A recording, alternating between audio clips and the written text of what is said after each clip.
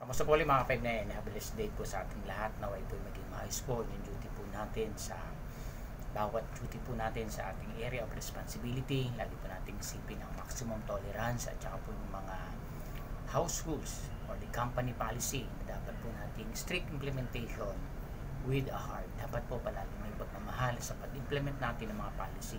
Ini-implement po natin yan hindi para pahirapan yung ating mga client, yung ating mga customer, bagkus po upang pong higit natin mapangalagaan yung ating pong mga area of responsibility for their protection, to protect their lives and the properties. Okay, ang topic po natin ngayon is about po sa sigalot ng OIC, ng DC, at saka yung kanyang assistant OIC, o yung kanyang SIC or head guard na yung next in line niya sa inyong area. Kapag nangyari po yung mga ganyang bagay, isa ho itong malaking impact sa operation lalo na. So pag may mga ganyan na hindi nagkakasundo ang OIC at ang assistant, kailangan bigyan ito ng diin o immediate action. Hindi action lang, kailangan immediately. Kasi po malaking impact talaga. Magkakaproblema. Ang worst po nito matanggal ang kontrata ng agency sa client. Tandaan natin, ang agency po natin ay breach po sila na nating mga security upang makatawid kay client. Ngayon, tayo naman ngayon ang mga dadaan sa tulay na yan upang ang client, ang agency ay magpatuloy sa kanilang kontrata. Pag both parties dyan ang nawala, the security personnel and the agency, walang mangyayari na po. Kung may tulay, wala namang dadaan, useless po yan. Kung may mga tao naman at walang tulay patungo sa kanilang pupuntahan o daanan, wala din pong sasay. Kailangan both parties should be there. Ngayon, medyo ipaliwanag natin po ng maayos yan.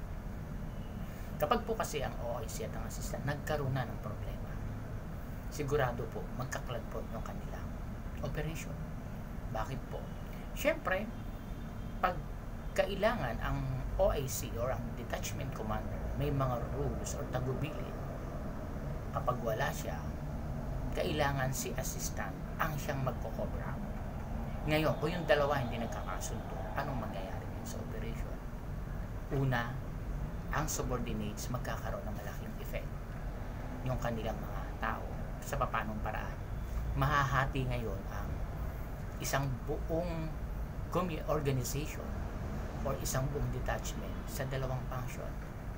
Siyempre, may tao ang assistant, may tao ang OIC, or yung iba dyan, na lang, kung ano yung flow na andun sila. So, walang foundation na matatag.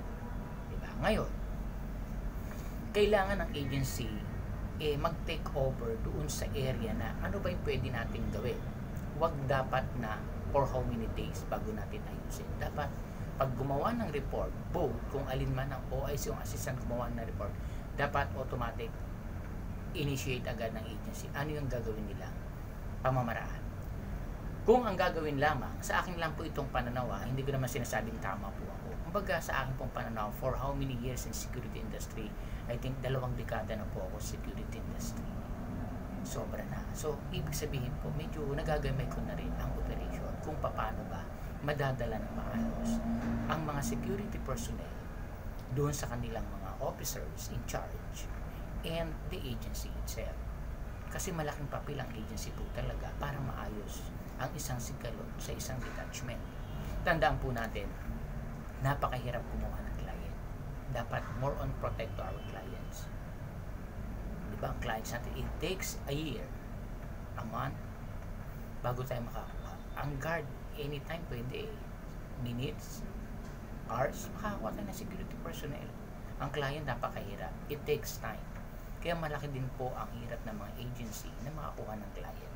Talagang nagkaano po yan sila. Gumagastos, number 1. At saka nag-ano yung effort nila. Diba? So, pahalagahan po natin.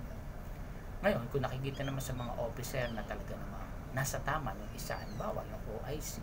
Kasi ang titingnan talaga muna ng ano dyan is yung OIC syempre. Siya yung nagkukuman doon sa operation sa kanyang detachment.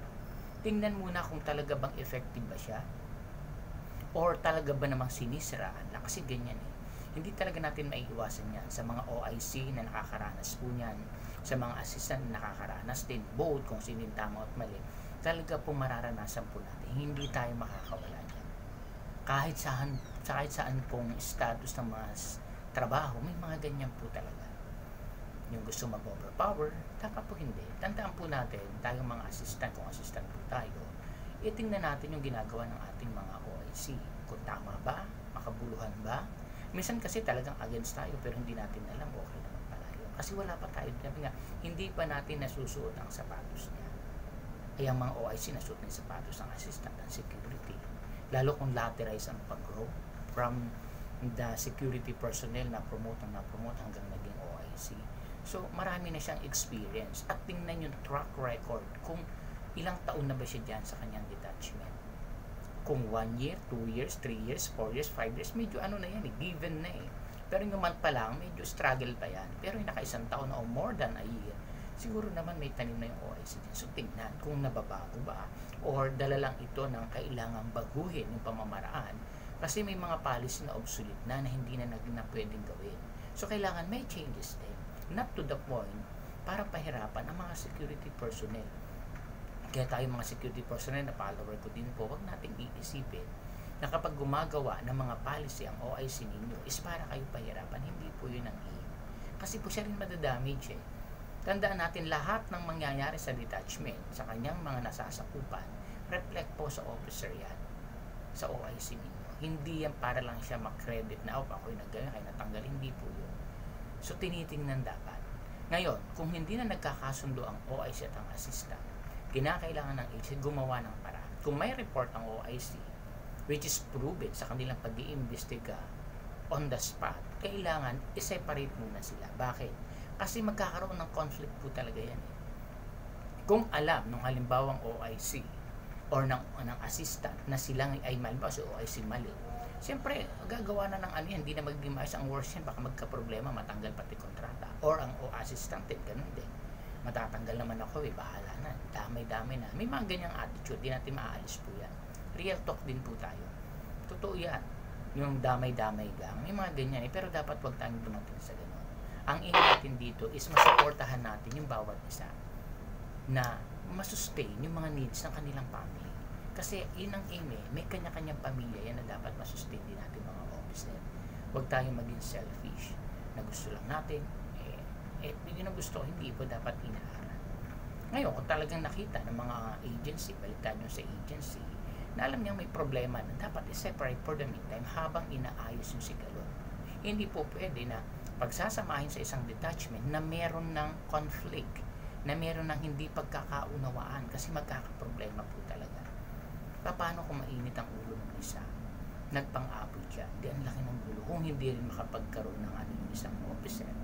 So, kailangan ang OIC kalma lagi kung kayo ang tama, dapat huwag mo sasabihin na mali, assistant ko kailangan ganito, barasun mo, huwag po ganun. Ilagay natin sa tamang proseso kasi in the end, kahit tama ikaw at mali yung pamamaraang ginawa mo, mali pa rin. Sabi nga po talaga ng mga matatanda, diba? Gas-gas na kasabihan, pero ang halaga-halaga na dapat lagi natin inaalala at ina-apply yung sinasabi nila, ang isang mali ay hindi maitutuloy ng isa pang pagkakamali. So, kailangan, kung mali na siya, lagyan natin yung tama. Sabi, trust the process. Yun nga lang, huwag dapat sobrang tagal. We have to trust the agency, the process, what they have been done. Pero wag naman ganun, it takes for how many days na. 1 days, 2 days, 3 days enough. Pero a week and more than, medyo struggle na yan. Diba? Kasi pagka nakarating sa client yan, ang magiging problema sabihin, hindi natin maasahan ang mga security dahil sila hindi nagkakasundo. So, ang impact nun, negative Kaya kailangan hanggat maaga pa, make a solution. Talagang hindi maiiwasan yan. Alam din ng mga management yan, ang client natin. Sa ganyang usapin, hindi maiiwasan yan. But, makukure natin in advance. Parang sakit yan Kung kailangan muna natin gamutin ng maaga, bakit kailangan palalain pa natin? Hindi po ba? So yun ang ibig sabihin. Kaya kinakailangan binibigyan natin ng masusing pag-aaral yan at immediate action. Huwag dapat patatagalin. Ang maapektuhan dyan nga sa contract. Pangalawa, yung subordinates natin, mahahati yan. Ang mga policy na pinatupad niya, susunod sabihin niya, yung mga officer natin, kakasundo tayo pa. Hayaan natin sila. Minsan iba dyan natutuwa. Totoo naman sa tagal ko din sa security industry. Alam po dyan. Di ba na, nagkakagulo officer natin, okay, hayaan mo sila ganyan. May mga ganun po talaga. So, kinakailangan talaga sa detachment. Ang OIC na siya, dapat iisa yung kanilang pananaw. Intact sila. Hindi nagkakasundo, hindi naintindihan, mag-usap ng maayos. Huwag dadaanin sa init ng ulo. Excuse me. Kasi, malalagay sa alanganin yung ating operation. Ngayon, sa subordinate, magkaka-apekto yan. Pangalawa, yung duties and responsibilities nila, hindi magpa-function yan. Kasi, sabihin, galit naman dyan sa OIC natin, si sir na lang tayo, basta susunod na sa ginagawa niya. Yung ganoon din yung kabila, galit naman si sir kay assistant, sige dito tayo. So, para tayong namamangka sa dalawang ilog ng ating mga subordinates. Diba? So, ang hirap po ng ganong sistema. Tapos, ano pa po, yung duties and function nila. Siyempre, pag naglagang duties and responsibilities yan, may tendency magkaroon ng mga negligence sa area. Ano mangyayari nyo sa detachment? Officer pa rin ngayon ang magkakaproblema dyan. Ngayon, pag nag-ano ang client, kakokonek kay agency, so problema sa agency na naman. Kaya nga hindi makakawala, kailangan pag may problema, make a solution talaga agad on the spot. Especially pag officer na ang concern. Kasi kung sa subordinates, medyo kaya pang i-handle yan.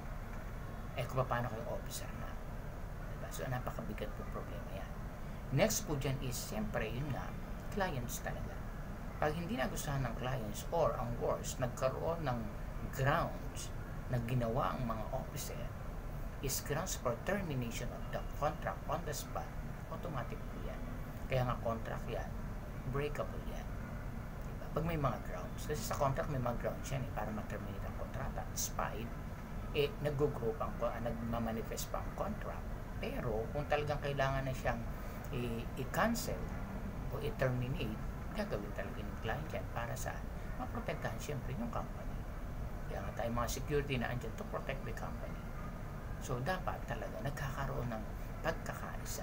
Hindi dapat nagkakaroon ng bias na pag-implement kung paano gagawin ng agency yung kanyang pag-handle doon sa case ng dalawang officer. So, sa mga nakakaranas po niyan, kailangan you have to coordinate to your agency. Huwag kayong dapat on the spot report. Yung mga officer po both assistant and OIC kung sino may problema. Ngayon, kung talagang alam niyong mali kayo, mag-giveaway na kayo. Sir, hindi talaga kami magkasundi. Alam kong mali ako. Alam kong hindi ako bibigyan ng chance ng OIC ko. So, mag-giveaway na lang ako, sir. Ayoko magka-problema. Tandaan po natin, yung pag-accept ng mali natin at pagtalikod doon sa ating responsibility, hindi yung kaduwagan kung ang isa sa alang-alang po natin dyan, yung ating detachment. Kasi alam mong mali ka kahit gusto mo sa area, mag-giveaway ka. Diba? Kasi hindi naman papatalo yung tama. Diba? So, kailangan ng agency, habang inaasikaso naman, pinaghihiwalay muna. Kung ikaw ang may report, which is napatunayan namin na ginawa mo to, dito ka muna. Kailangan mo natang i-group. Hindi pwede kayo magsama, baka mamaya ang worst scenario, magpang-abot kayo. Mabigat yun. Diba? So, dapat doon pa lang kinakakita ng agency na meron silang ginagawang mga technique na alam niya lang hindi sila mako-compromise. Kasi ang iba natatakot pag inalis baka i-labor kami kasi hindi kami nagbabayad ng tama. Yun talaga magiging problema. Pero hindi yung grounds. Kasi may mali na nga kayo, so gagawa pa kayo ng mali uli. So what will happen? Disastrous. Diba? So, ikaw sabi, may problema ka, ikaw yung nire-report. O dito ka muna habang inaayos namin, magkawali kayo. May trabaho ka naman, ita-transfer lang ito for the meantime. Hindi nyo, magugulat ka, papasok na andyan. So, ano mangyayari ngayon?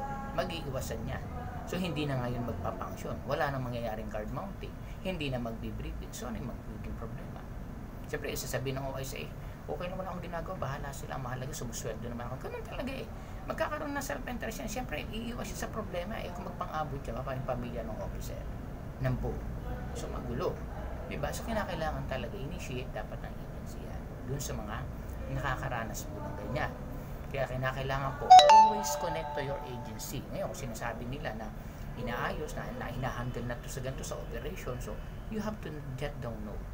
At pag talagang dumating na sa point na hindi na kayang i-manage ng agency na alam natin mga officer na walang nangyayari, connect na kayo kay client. Kasi hindi yun sabihin na binabypass sa agency. Kasi sa mga client, As long na hindi nagkakaproblema sa operation, hindi gagalaw ang client. Kasi protocol talaga yan eh. Pero once na makompromise na, hindi po pwedeng hindi makialam ang client. Siyempre, kailangan sabihin ng management, hindi po pwede pa ganyan. Kung hindi nyo kayang iayos yan, tanggalin ang kontrata. Ganyan po yung mangyayari. Kaya ang mga officer dapat maging matalino tayo, maging hindi mayabang o be wise. Kasi kayo ang may iipit sa bandang huli, yung mga officer. Sabihin ng client, hindi ka nag-i-inform sa amin. Ngayon, bigyan natin ng chance ang agency pa din. Siyempre, mahirap din. Baka mamaya, may mga ginagawa sila na out of our mind na hindi pala natin naiintindihan. So, bigyan natin ng time frame. Pero yung isang linggo na wala pa rin nangyayari, medyo redundant na yan. Hindi na maganda.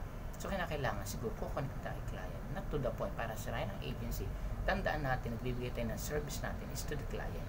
Yun yung aim natin, mapaayos ang detachment, especially yung mga officer, kasi pagka nagkaroon ng problema sa lahat, tatama yan.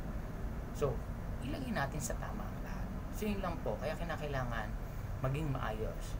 At hangad po natin na dapat sa ating mga detachment, lahat ng officer, kung talagang hindi natin makasundo ang ating mga assistant, try to request to your agency na for replacement. Not to the point for personal interest.